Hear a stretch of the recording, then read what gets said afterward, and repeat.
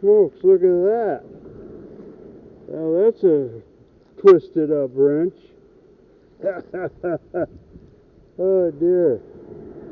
Yeah. That's a first. I haven't seen one like that before, at least not out of the water. It's a Duracraft Pro. Looks like it'd be 1.25 inches. Duracraft Pro. Sorry, I don't know if I had my camera angled right or not.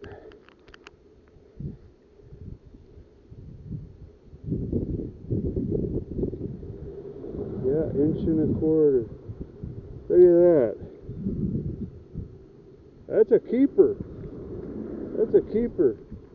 I don't know what I'll use it on, but you never know. You never know. That's pretty cool. Would never have guessed to find that in here. Huh. Awesome. Bucket of treasures. Cleaning her up. One piece at a time.